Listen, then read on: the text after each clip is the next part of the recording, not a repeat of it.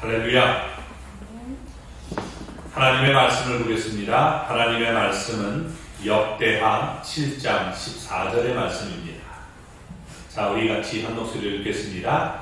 내 이름으로 일컫는 내 백성이 그들의 악한 길에서 떠나 스스로 낮추고 기도하여 내 얼굴을 찾으면 내가 하늘에서 듣고 그들의 죄를 사하고 그들의 땅을 고칠지라. 아멘. 지금 이 땅에는 무한폐렴, 신종 코로나, 코비드-19이라는 전염병으로 전 세계가 고생을 하고 있고 많은 사람들이 죽어가고 있습니다. 역대하 7장 13절을 보면 혹 전염병이 내 백성 가운데에 유행하게 할 때라고 말씀했습니다. 이 모습이 지금 우리나라의 현실입니다. 이런 비참한 현실 속에서 우리는 어떻게 해야 이 땅이 회복될 수 있을까요? 그것은 바로 성경적인 대답은 부흥입니다. 하나님의 백성들이 용서받고 생명과 건강과 활력을 회복함을 부흥이라고 말하는 것입니다. 부흥은 히브리어로 하야라는 이런 말에서 왔는데 살다, 재생시키다, 살려두라는 그런 뜻입니다. 영어로는 우리가 리바이브라고 얘기합니다. 리라는 말은 다시라는 말이고 바이브라는 말은 우리가 살다는 말에 합성합니다. 따라서 침체 상태에 빠져있는 하나님의 백성들이 다시 살아나 회복되는 것을 말하고 있습니다. 하나님을 떠나 생명을 잃은 자들이 하나님께 돌아오면 하나님과 올바른 관계가 회복되어서 부흥이 일어나게 되는 것입니다. 우리나라에 정말 필요한 것은 바로 부흥입니다. 부흥이 일어나면 하나님의 뜻대로 하나님의 영광을 나타내며 살 수 있는 것입니다. 부흥이 일어나면 이 땅은 회복될 수 있다는 말씀입니다. 그러면 이 땅이 고쳐지지 않는 이유가 도대체 무엇일까요? 성경에는 실패한 예후의 개혁과 성공한 느헤미야의 개혁이 나옵니다. 역대하 10장을 우리가 보면 예후의 개혁은 주로 외적인 개혁에 치중했습니다. 바알 선지자들을 모두 다 모아놓고 죽이고 불사르고 그들의 신당을 화장실로 만들어 버렸고 철저히 우상을 파괴했습니다. 군사 정권다운 폭행과 시원함이 있었습니다. 그러나 예후의 개혁은 거기서 머물렀습니다. 내적 신앙의 부흥이나 회개운동은 전혀 일어나지 않았습니다. 그래서 그의 개혁은 결국 실패로 돌아가고 말았던 것입니다. 반면에 느헤미야의 개혁은 어떤 것입니까? 그가 온 국민을 총동원하여 무너진 성벽을 재건했습니다. 그것도 단 52일 만에 이뤄낸 획기적인 역사였습니다. 그런데 느헤미야는 이 무너진 성벽 재건이 모든 개혁의 끝이라고 생각하지 않았습니다. 느헤미야 8장을 보면 그는 학사 에스라를 불러놓고 수문학 광장에서 말씀을 듣고 기도하고 회개하는 영적 부흥을 일으켰습니다. 그는 외적인 성벽 재건도 중요하지만 무너진 신앙을 재건하는 일을 더욱더 중요하게 생각한 것입니다. 영적 부흥이 없는 부흥은 진정한 부흥이 아닙니다. 진정한 계획이 아닙니다. 영성이 살아남이 진짜 부흥이고 하나님의 계획인 것입니다. 그러나 하나님과 인간 사이에 의사소통이 잘 이루어지지 않고 있다는 겁니다. 왼쪽으로만 뜯어 고치려고 하니까 문제가 계속 남아있게 되는 것입니다. 충청도 시골에서 이발소를 영업하는 그런 분이 계셨습니다. 손님은 하루에 몇 명이 없는 그런 이발소였습니다. 그런데 어느 날 이 이발소에 개점 이래 처음으로 외국인이 이발을 하러 들어왔습니다. 오래된 얘기입니다. 손님이 없어서 방에 들어갔다 나와보니까 외국 사람 한 사람이 지금 이발하는 의자에 앉아 있었습니다. 그래서 뭐라고 인사하기는 해야 되겠는데 영어를 영어로 얘기할 수가 없어서 그냥 충청도 말로 인사를 했습니다. 뭐라고 얘기했습니까? 충청도 말로 와시오? 이렇게 얘기했습니다. 그런데 영국인이 가만히 들어보니까 이건 분명히 영어입니다. 예, 하시오 이렇게 여러분 한 겁니다. 무엇이 보이냐라고 물었습니다. 그래서 영국 사람이 이게 이발소 앞에 딱 앉아서 보니까 앞에 거울 있잖아요. 그래서 미러라고 얘기를 했습니다. 그러니까 지금 내 눈앞에 거울이 보인다라고 영어로 대답을 한 것입니다. 충청도 이발사가 들어보니까 이 영국 사람이 미러 그렇게 말을 해서 모두 다 머리털을 싹 밀어버렸다는 겁니다. 그 다음은 상상에 맡기겠습니다. 자, 왜 이런 문제가 여러분 생겼습니까? 신천지식 해석 때문에 그런 것입니다. 의사소통이 하나님의 이 말씀과 전혀 상관없는 그런 모습으로 우리가 해석했기 때문에 그런 것입니다. 혹시 이런 모습이 하나님과 우리 사이에 나타나고 있지 않습니까? 진정 우리가 소통이 되지 않고 있는지 우리는 깨달아야 되는 것입니다. 하나님의 말씀을 제대로 이해하지 못하고 또 우리가 엉뚱하게 우리가 적용하면 결과도 엉뚱하게 되는 것입니다. 하나님이 말씀하시는 부흥은 이 땅의 제도만 고치는 그런 부흥이 아닙니다. 우리의 마음, 심령이 변화되는 부흥에 있다는 것입니다. 영적 회복에 있다는 것입니다. 우리의 문제는 정치, 경제, 사회, 문화 모든 문제를 넘어서 영적인 회복이 이루어져야 되는 것입니다. 인류의 역사를 보면 정치, 경제, 사회 제도를 바꾼다고 해서 사람이 변하고 사회가 변하지 않는다는 것입니다. 문제는 영적인 변화에 있는 것입니다. 영적으로 바뀌지 않으면 다 일시적인 변화일 뿐입니다. 진정한 변화는 이 땅에서 영적 회복이 일어나야 되는 것입니다. 그러면 이 땅에 회복이 일어나려면 부흥이 일어나려면 우리가 어떻게 해야 되겠습니까? 그것이 바로 오늘 본문의 말씀입니다.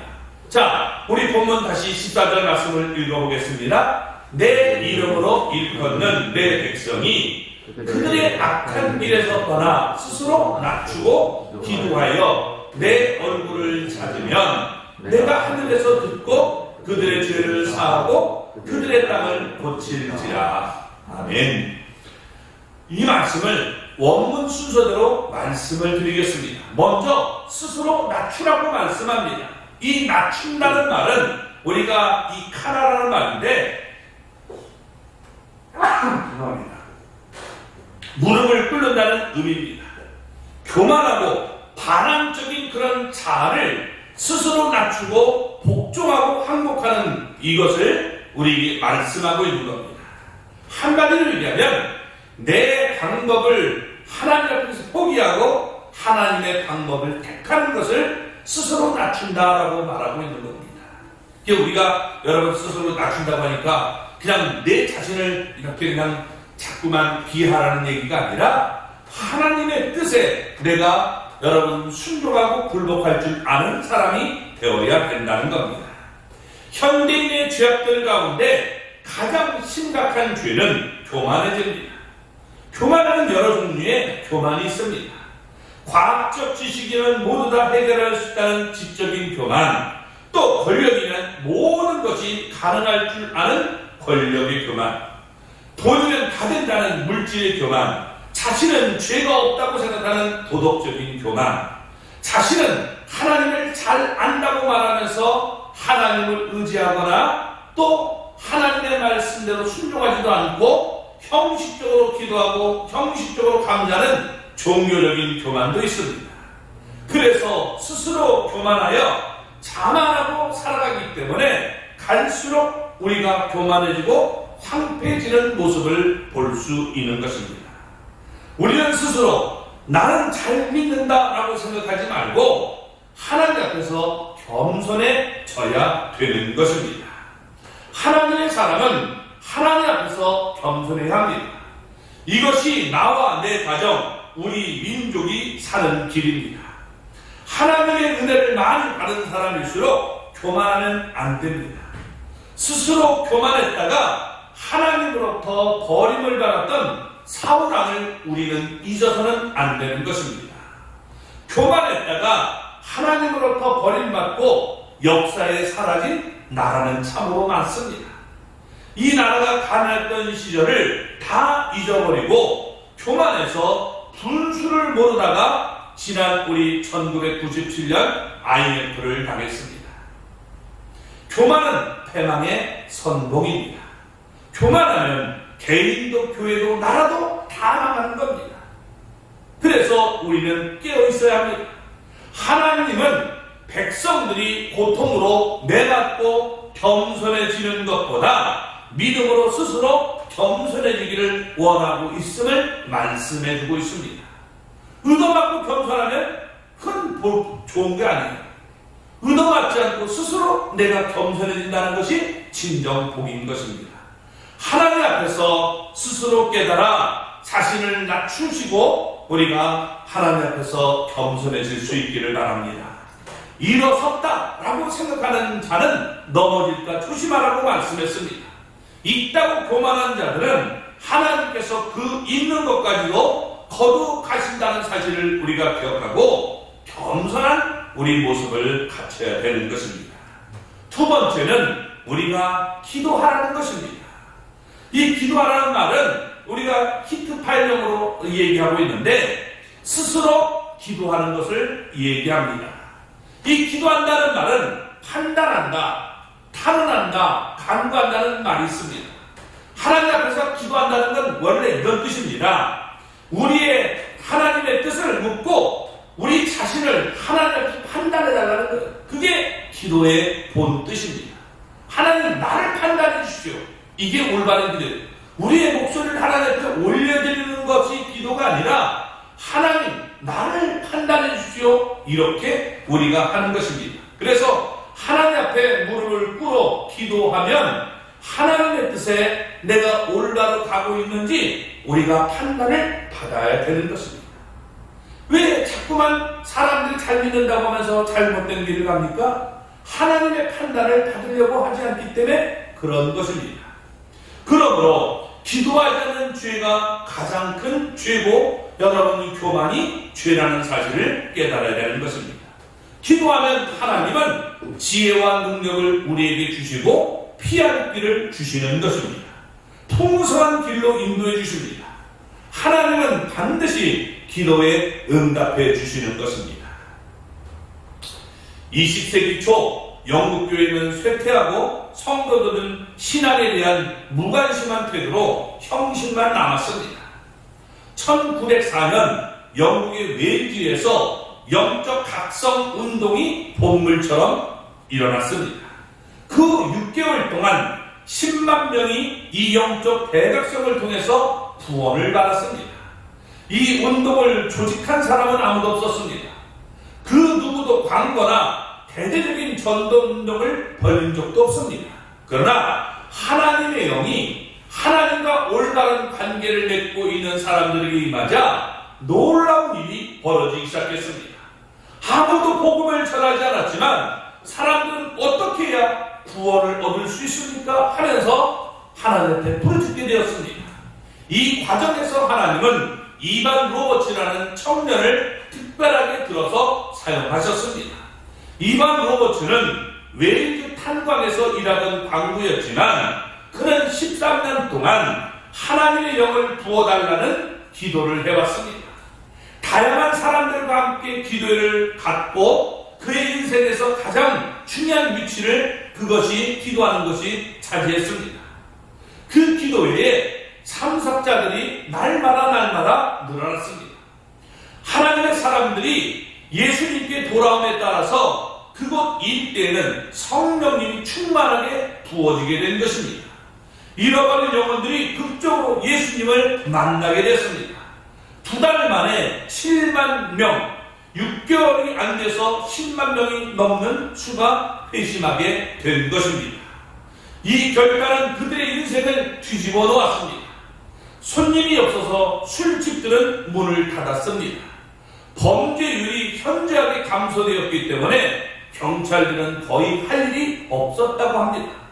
사람들은 오래 묵었던 빚을 갚았고 도둑질한 것에 대한 손해 이 배상을 했고 다시 이 다른 잘못에 대해서 속죄를 구하게 된 것입니다.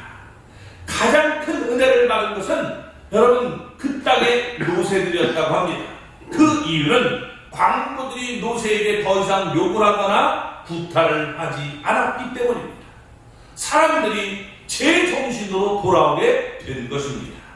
그리고 우리는 이제 해야 될 일이 스스로 낮추고 기도한 다음에 하나님의 얼굴을 찾아야 된다는 것입니다. 이 찾는다는 말은 계속해서 우리가 찾는다라고 말하고 있는 겁니다. 하나님을 진정으로 요구하는 형태를 얘기하고 있는 겁니다. 이 단어는 원래 잃어버린 물건을 찾기 위해서 이렇게 열심히 뒤지는 것을 말씀하고 있는 겁니다. 그래서 우리는 잃어버린 하나님을 찾는 그런 모습을 가져야 되는 것입니다. 신명기 4장 29절을 보면 그러나 내가 거기서 내 하나님 여호와를 찾게 되리니 만일 하나님을 만일 마음을 다하고 뜻을 다하여 그를 찾으면 만나리라 라고 말씀했습니다. 하나님의 눈은 항상 자녀들을 향하여 바라보고 있는 것입니다. 그 마음이 특별히 성전을 향해 있다라고 말씀합니다. 그래서 성전에 나와 하나님을 우리가 부르짖고 찾으면 하나님이 만나주겠다라고 말하고 있는 겁니다. 그래서 우리가 기도하되 여러분 하나님을 바라보며 우리는 기도해야 되는 것입니다. 하나님의 얼굴을 바라보지 않고 자기 소원만 내가 이뤄달라고 기도하면 그 사람에게 오히려 큰 시험거리가 찾아올 수 있는 것입니다. 출애굽기 33장 1절 3절을 보면 이스라엘 백성들은 금송아지와 우상들을 만들었고 이것이 하나님이다 우리를 인도해낸 신이라고 말했습니다.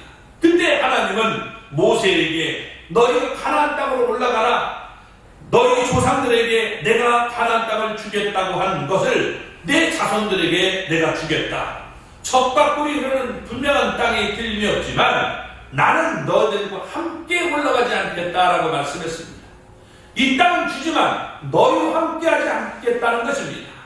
이 말씀을 듣고 그들은 슬퍼하며 한 사람도 그 몸에 단장하지 않았습니다. 진정한 축복은 은혜의 이 보좌 앞에 나아가서 하나님을 바라보고 하나님과 교제가 회복되는 거지 내가 그 땅을 얻는 것이 이것이 진정한 축복이 아님을 깨달았던 것입니다. 우리는 하나님을 바라보는 그런 회복이 있어야 되는 것입니다.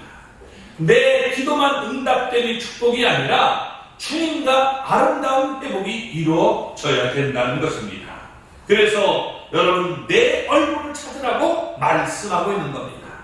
우리가 하나님의 얼굴을 찾는 사람들이 되시기 바랍니다. 그리고 자신들의 악한 길에서 떠나라고 말씀하고 있습니다. 자, 이 죄악에 빠진 이 나라를 구원하는 길은 하나님의 백성들이 그 죄악을 회개하고 하나님께 돌아가는 것입니다. 그것뿐입니다. 오히려 지금 하나님의 은혜가 구체적으로 우리에게 현실화될 수 있는 좋은 기회가 될 수 있다는 말입니다. 하나님의 영광을 위하여 우리 자녀와 친척들을 위해 이웃과 친구들을 위해 이 나라를 구원하기 위해 하나님의 자녀인 우리가 먼저 그 악한 길에서 떠나 스스로 낮추고 기도하여 하나님의 얼굴을 구하며 주님의 사랑의 관계로 돌아가야 되는 것입니다. 악한 길에서 떠났다는 것이 내가 회개했다는 증거가 되는 것입니다. 그러므로 회개의 증거를 갖기 바랍니다. 하나님의 생각에 나의 생각을 맞춰야 됩니다. 그리고 하나님의 자비의 얼굴을 간절히 찾아야 됩니다.